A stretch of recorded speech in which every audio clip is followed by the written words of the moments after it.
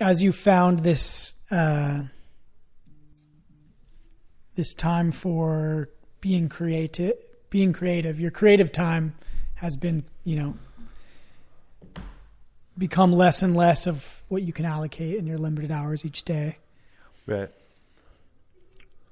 Are you finding that something that you have to formally schedule out of your day? Like, I'm going to carve out this, 30 minutes, and are there specific times in the day when you find you're most able to dive in to just creating? I know that can be a tricky process. Yeah, I think one good time in the day is sort of late afternoon when we've finished all of our shipping for the day, and I've sort of had a chance to attack a whole bunch of emails in my inbox, and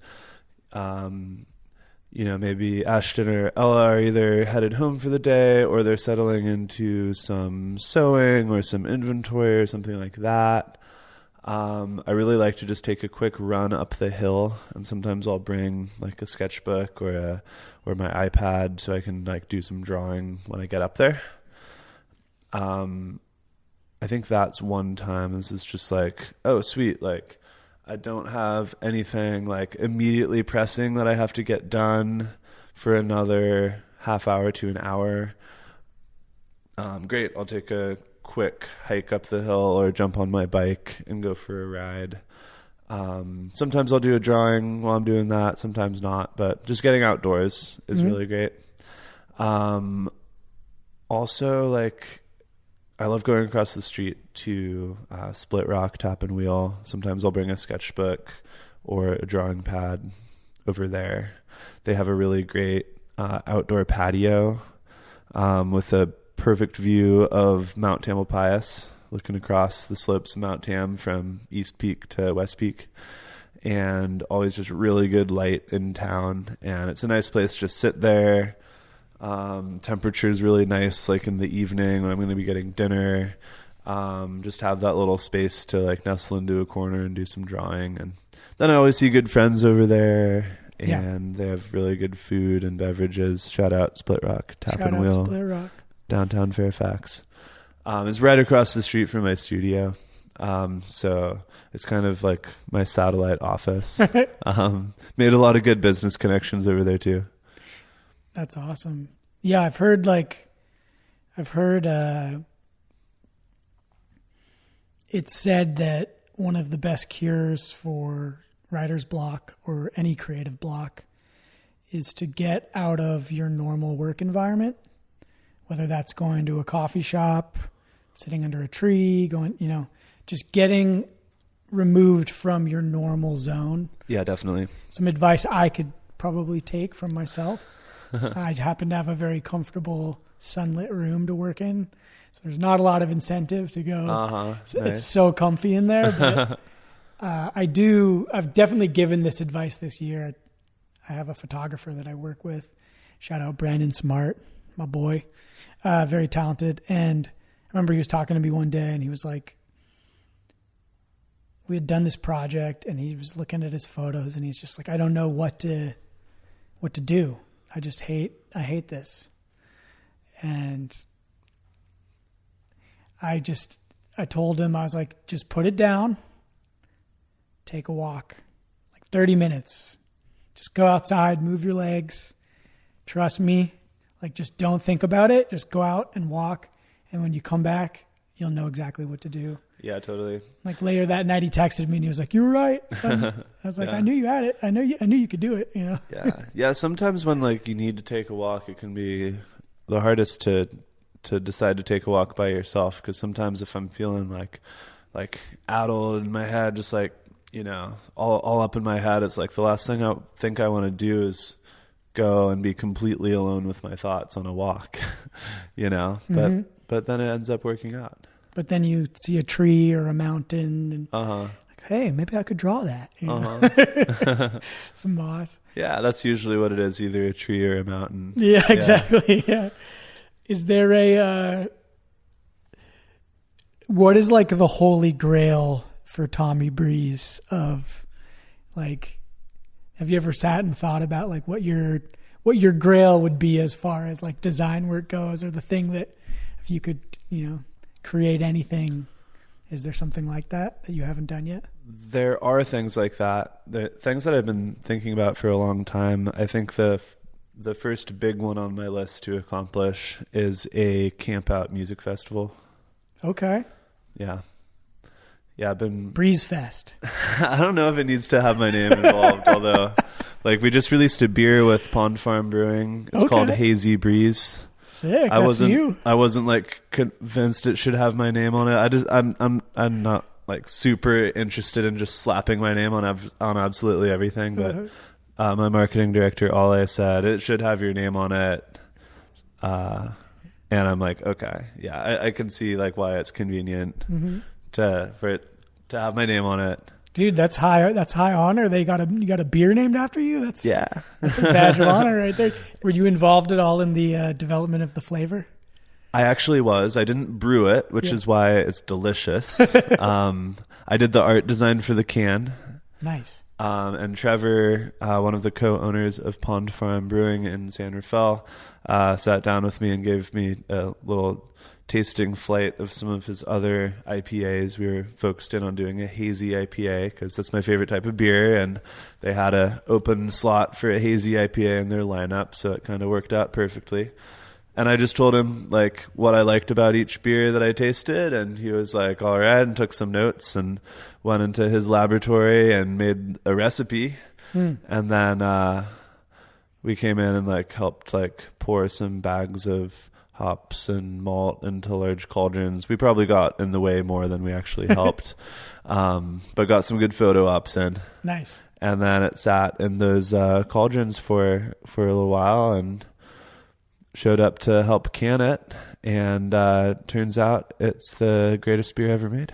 Awesome. Yeah, take me to that. What's it like? You know, that moment where you take your first sip. It was pretty amazing. Of your beer. It was pretty amazing. It was like. And it was out of the can too. So like they have like a can machine that has like empty cans, and then it fills it up with beer and like pops a thing on it, and then it spins the label onto it, and then it just comes out the other side of the assembly line. So I got to just pick up like a frosty ice cold can of beer with my design on it and like crack it open and take a sip. Also, we showed up early for canning day, so this was at probably like 10:15 a.m. Perfect. And it was amazing. It was like everything I'd ever dreamed a beer could be, you know. And luckily, other people liked it too. So it sold out in 2 weeks. Wow. And that was back in April, and they just re-released it with a double batch. So as of recording time here, still available in kegs. Cans have sold out again. And there's a few local restaurants around here in Marin that have it on tap. That's so cool, man. Gonna have to get some kegs for your next show, I think. Oh, definitely. Well, we had kegs for the last 2 shows here. Nice. I was able to score a kegerator that we have set up on our patio now. So we got the Pond Farm tap on there, and yeah. It's great to have that there. I think the next thing I want to do is come out with like a non-alcoholic seltzer. Maybe I need to find someone to collaborate with. Seltzer industry, if you want to do a collab, let me know. What's up? Need to have something to balance out the 6.2% hazy IPA with an NA seltzer. Actually, what I want to do is I want to release a non-alcoholic hard seltzer. Interesting. Go on.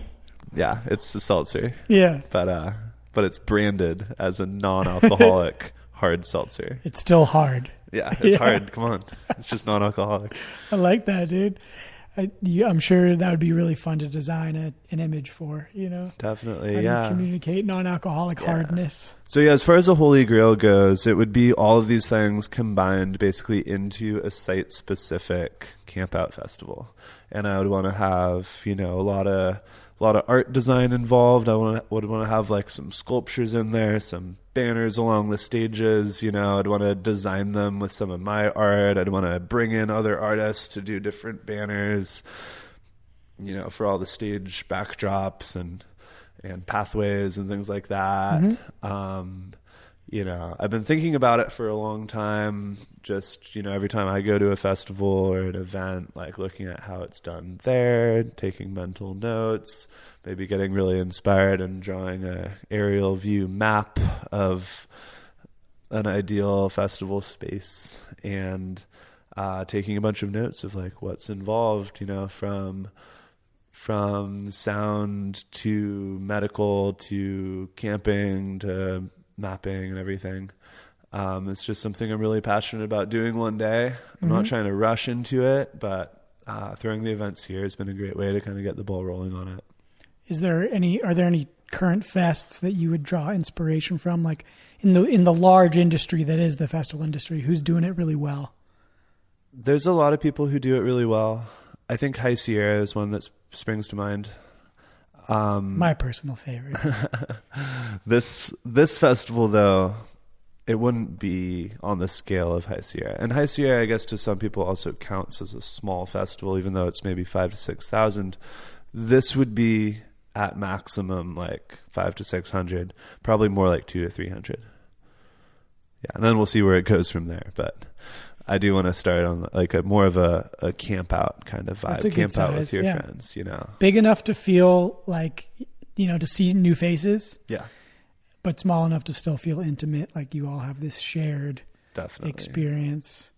Everybody, you got to get the stick and poke tattoo artist so everyone can get the same tattoo. I was there. I was just talking to a friend yesterday. She was telling me that she was like living at this house in Mexico.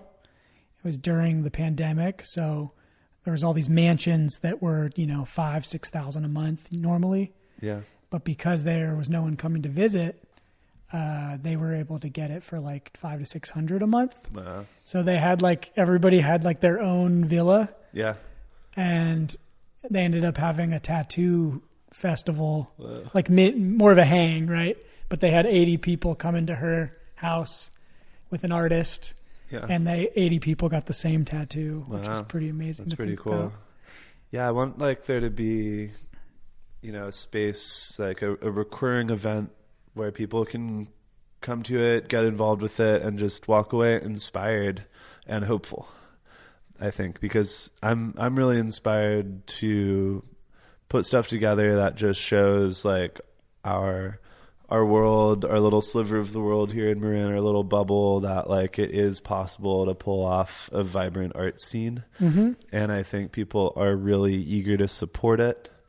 But it can be hard to know where to go to support that. And I want it to have that X factor of it just feels like something that's important to the individual people who get to put their craft into it, and then have that really come across to anyone who comes by that this is something that is organic and positive, and just a space to not have it turn into exactly what I have in my mind's eye, but have it turn into what the universe wants it to be.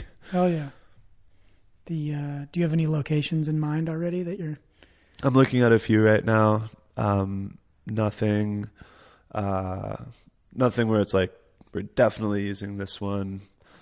I am really interested in getting in touch with different property owners in West Marin that would be interested in hosting a small thing, whether it's a single day thing or a multi-day thing, and have some responsible people come in and knock it out of the park and leave it better than they found it. Totally. Well, I mean, ever since parachute days ended, it feels like there's a big parachute-sized hole in the West Marin. Absolutely. I loved parachute days, and I know the community is ready for something cool, and it's going to be cool because of the community. Yeah. I feel like, I don't know if this is possible if you in Marin, but for me personally, as a festival goer, enthusiast, having a body of water is essential. To swim, if you're drinking all day or you didn't sleep last night or, just worn out from all the stimulation, having a place that people can go, that would be really immerse cool. themselves. It's such a refreshing thing to do, It's definitely saved me on the High Sierra Oh yeah. Especially when it's like 90 degrees out. Yeah. I need to go refresh, and also give my senses a chance to relax into the homeostasis, because there's so much stimulation at a festival. Definitely. Yeah, that'd be really cool. Yeah, maybe as a last resort, we get some kiddie pools out there. There you go. Get Dr. Bronner's with the with the shampoo, or the soap, the foam bath, or the foam shower, or whatever. Yeah. That's awesome, man. Yeah, I'll fill up a kiddie pool just for you at the festival. Hobart's pool, man. I'll do a podcast in a kiddie pool. Let's do it, Podcasting in the pool. Yeah, the pool cast, The pool cast. I love it. Let's do it. All right. The breezy cool pass. Putting on the schedule. The breezy pool cast. All right, cool. Now we have something to shoot for with the podcast at the I'm fest. there, dude. Yeah. Let's do it. For sure. I mean, we're going to need to document it video-wise too, so yeah, it's an important thing to have for sure. Yeah. That's awesome. Have you been playing music much lately? A little bit. Yeah. I've been jamming with a few friends, been bringing back some of my old songs from Space Rug. I've done a couple shows in town. I did a little set opening for my good friend Thomas Desley of Sun Hunter. That was at Perry's a few weekends ago, and then I did an open mic set at 19 Broadway at Max. I still think of it as 19 Broadway as well. Well, it's Max at 19 Broadway, so nice. They both count, but I do want to use their preferred name. 19 Broadway identifies as Max now. Yes, they do. Yeah, it's a great little spot. And I didn't even realize it was open mic night that night, but there was a guy on the patio who had a guitar with him, and he offered it to me to play, and I played a song, and he was like, whoa, dude, like you gotta go inside and play some music. And I'm like, really? You think they'd be okay with that? And he was like, no, it's open mic night. Oh, great. The universe is conspiring to get you on stage. Yeah, which is, something I would love to do again one day, but it's not like the main thing that I think about. Really, I want to conspire to get other people on stage and have it be the coolest stage possible. Because I know there's a lot of shows around that, maybe bands are like, man, I wish like there was more to do here. I wish we could get a larger audience out to the spot. And they're really good clubs, really good venues. But I think we can cast a much wider net by having it be like an interactive space that has a lot of other reasons to go there apart from just the music. But then the music is so good that people are there for the music too.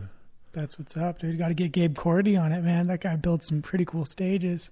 Oh man, there's so many awesome, stage builders, and I just think it can be a really great environment of collaboration. And yeah, that's one of the things I'm learning right now with running the company, is just how to make collaboration happen and how to be in that leader position of coordinating different crews to do different things.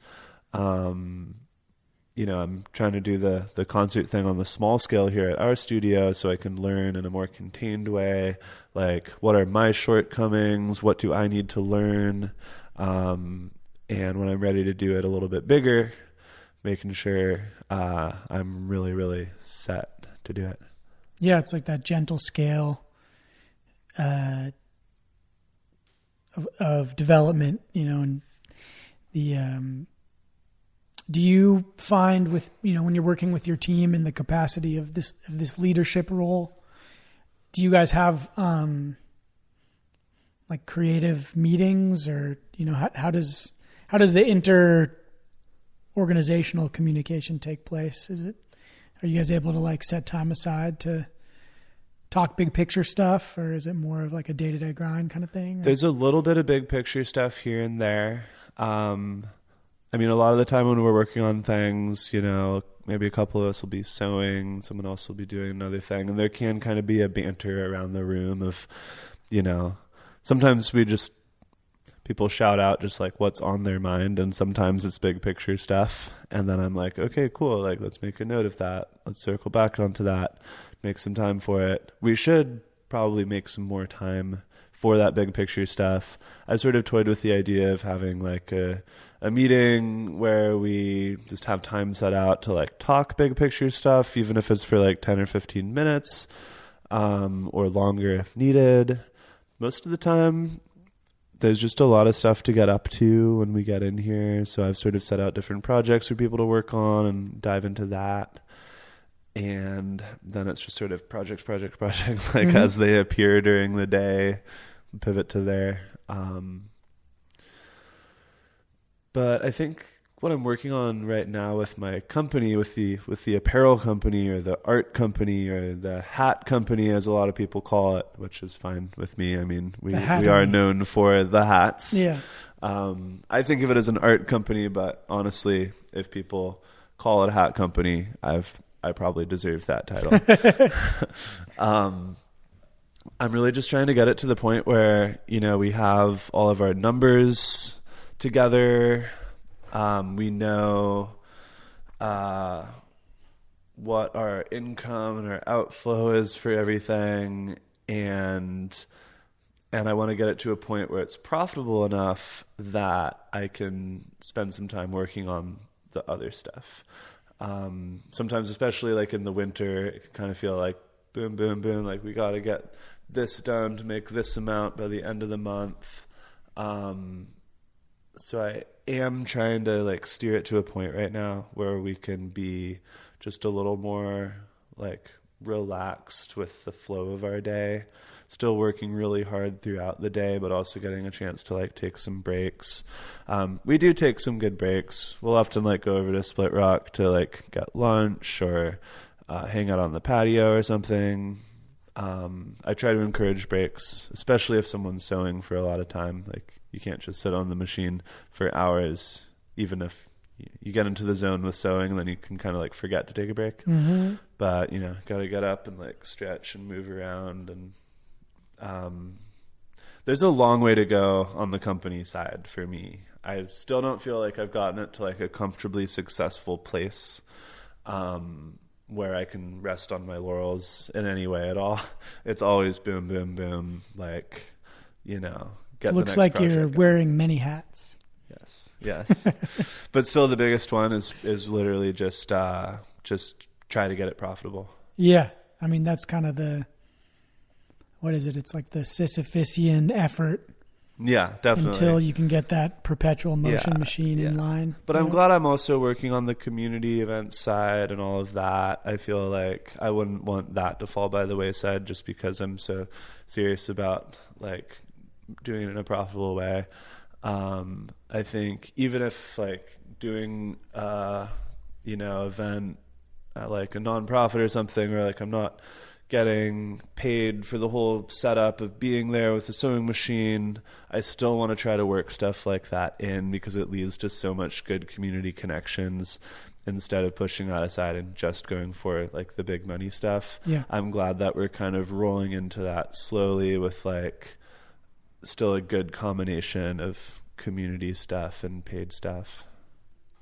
Nice, dude. As far as, profitability, scaling, I know we talked about this a little bit before we started recording, but how have you guys been diving into, this is something I'm asking both for the audience, but also for myself, as I get more and more into trying to learn how to market my own services in the digital realms. Have you been engaged in any of that? What's that experience been like for you? How do you guys market your apparel? Yeah, the marketing side has been really fun lately because I'm working with one of my good friends, Ale Sanchez, who is our marketing director here. He also plays in a band called The Happies. Look them up, listen to The Happies. And it's been a lot of fun just like shooting different content, making some, social media ad spots, or really just like videos, kind of fun videos and stuff like that. Being a lot more cognizant about like what we're doing behind the scenes on the website as far as like easy wins of like setting it up in different ways and like making sure we like build our email list and, you know, all these weird tech behind the scenes stuff that Ollie understands really well. As far as marketing goes, we don't do a lot of marketing. I mean, one of the strengths of having it mostly be about hats right now is people wear them on their foreheads and get asked questions about them. So it has been fun to see it spread through word of mouth. Oh, hello, printer. Every once in a while, the printer just wants to speak up. Yeah, it's just like, hey, I'm a printer. Yeah, so makes me think of the Brave Little Toaster. Yeah, exactly. Shout out, Brave Little Toaster. So yeah, there's not a lot of like marketing that goes on apart from some social media stuff and just from getting hats out into the world. Mm-hmm. I am about ready to start bringing on some more stores that want to partner. We haven't done a whole lot of outreach to stores. You know, sometimes that can be a little overwhelming. Yeah. I used to do it a lot, and luckily that led to us getting a great store network of about 30 stores, where the hats are all selling fantastic. But you know, stores get approached by so many different brands every day. I really want to be working with stores that like see it and like immediately want it. I don't want to have to do a whole bunch of like sales pitching or convincing. Mm-hmm. Right. If it takes too much convincing, I'm probably just going to like move on to another thing.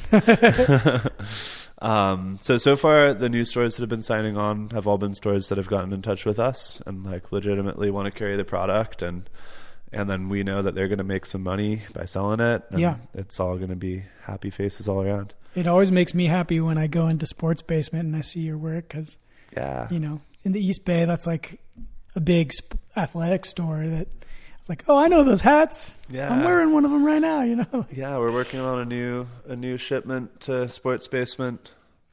Those guys? A couple of these. Nice. And 3 more different patches, different colors. I just held up 2 trucker hats to our audio only audience. We go. Yeah. Are you still doing the dark style in the same way? Yeah. Yeah, so the blackout patches, we do an ink wash across the front of one of our classic Cypress patches. Nice. It's kind of like a little nighttime scene for it. And then when you bring it out into the daylight, it sparkles in a pretty cool way. We're always trying to push what can be done with a patch. You know, we do the hybrid patches with the combination of color fades, printing, embroidery, and, you know, we always are trying to keep some tricks up our sleeve for how we can just have the best version visually of what we're setting out to achieve. Have you guys ever like run any ads on Instagram or done any of the paid marketing stuff? We've dabbled a little bit. I think right now we've got a few going on a really small scale doing like A/B testing. Yeah. Just like, you know, what do people want to see? Bring it out on a really small scale with like, do they want to see a picture of a hat on the ground or somebody wearing a hat? And like, how do we go from there? I've done a few marketing related things where like I traded someone for the marketing. The first mural I ever did was on the wall of my high school I went to, in the journalism classroom. Okay. It was, like a solid like 7 years after I'd graduated from the high school, but the journalism class got in touch with me to see if I wanted to do a mural on their wall. And I was like, sure, that sounds great. And we did a trade for back page advertisement in their high school paper, which was fun. There you go. Did that translate into any new leads or? You know, I don't know. Didn't particularly care. For sure. No, I mean, that's just awesome. Yeah, what I did think was cool was Ella, who works here now, was actually in that journalism class. Oh, wow. So she remembers me being in the classroom, like during lunch, like painting on the wall. She never talked to me or anything. I sort of kept to myself, but she was like, yeah, now I work here. And you're the mural guy. You were the mural guy back in 2019. Yeah. That's awesome. Do you have any plans? I forget if I asked you last time. But do you guys have any plans to do any kind of like mugs or coffee cups? Or I would love to do some stuff like that eventually. Right now, I'm definitely trying to get the hat side profitable to the point where I have some more time to spread things out to that. But actually, Ashton's been looking into different machines that we actually have space for in the studio. It's a few different machines that it would take to do mugs and that kind of thing. But if we can invest in those, we'll be able to do it. Yeah. It's the same. There's a lot of crossover too with doing some t-shirt stuff. So yeah, that's definitely on the radar. I think it would be really fun. I always can't find a coffee cup around, and I can always find a hat. So if I start making coffee cups, I'm going to have better access to coffee cups. Everybody needs access. That's the real reason I'm doing this. I mean, I've been asking too, because I've been on the look for a new coffee cup myself. Yeah. So I'm always thinking about that. I had my friend, not sure if you're familiar with Damian from the Valley. He lives in Switzerland now, but he's an amazing printmaker, local artist. Maybe you've seen some of his shirts. They're all like redwood trees. Wow. And he does these awesome like seeds with like crazy print. It'll be like an acorn, and then on the inside is like a whole landscape. Whoa. Very intricate. That's super cool. I don't know if I've seen that, but I would love to check that out. Yeah, I'll share his account with you. He was on a couple episodes ago, but cool. I was asking him about the mugs too. I was like, when am I going to get a mug, dude? Come on, I need a redwood mug, you know? Yeah, for now our workaround is slap a sticker on the mug. There you go, yeah. But we want to do it right too. Yeah, great. Awesome. Well, I think maybe a good place to end it would be just talking about, you know, we touched on it a little bit, but what are the upcoming events that you guys have planned? What can people look forward to? Yeah, there are some fun things to look forward to. We haven't nailed down the dates yet, but we're going to have at least 2 more concerts in our spring concert series here at the studio, so keep an eye out for that. And then what we do have the dates for are some Fairfax Festival after parties here at the studio. Oh, okay. Yeah. Tell me more. Yeah, so the Fairfax Festival happens in downtown Fairfax, in the park there. The music ends at 6, and we're going to be putting on some evening events here. So it's going to be art pop-ups, and then we're going to have headlining acts for both nights, Saturday and Sunday. That's June 10th and 11th. Okay. We're going to have a full lighting array set up, full professional sound.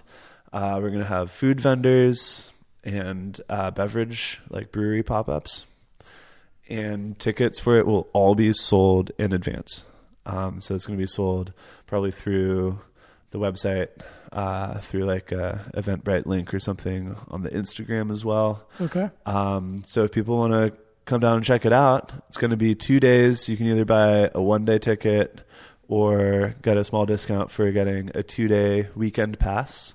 So if you're coming out to the Fairfax Festival, biggest event in town, and you're looking for something super awesome to do in the evening instead of wandering around aimlessly, come on over to the studio.